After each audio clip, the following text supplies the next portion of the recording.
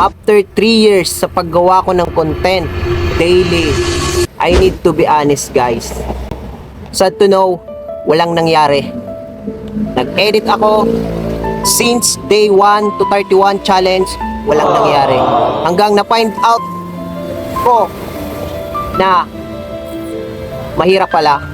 And then, na-realize ko ng mga time na yon na wag akong susuko. Ngunit, may panganib na dumating sa buhay ko na hindi ko inaasahan. Yung hinak yung account ko na na-monetize na sa stream ads at reels and then bonuses, hinak. And then ang ginawa nila guys, ibinenta nila yung Facebook page ko.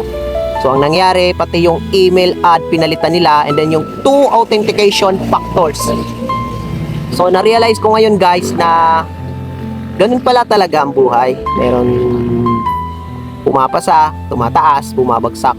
So, ngayon, nag-umpisa ulit ako since day 1, back to 0. And then, nag-focus ulit ako sa paggawa ng content. And syempre, ipinagsabay ko yung paghahanap buhay ko.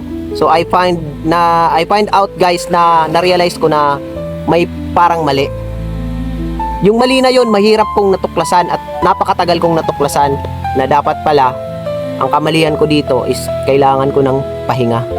Kailangan ko ng balance na dapat pala noon ko pa ginawa para makagawa ako ng quality content and quality video na kailangan ko dito sa Facebook Reels. So, ang natutunan ko ngayon na learning is dapat pala tansyahin mo sa family mo, sa business mo, and then sa health mo guys. Kasi kung mapapabayaan mo ang isa dyan, ikaw lang naman yung mahihirapan. So, sa mga balak mag-content creator and then sa mga nag-content na pinalad, congratulations sa inyo. So, wag lang po kayong susuko and then syempre, palagi nyong tatandaan na dapat balance. Balance po.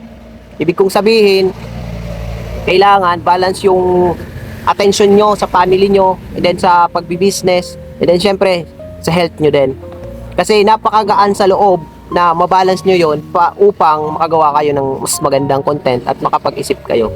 So yun lang guys, maraming salamat.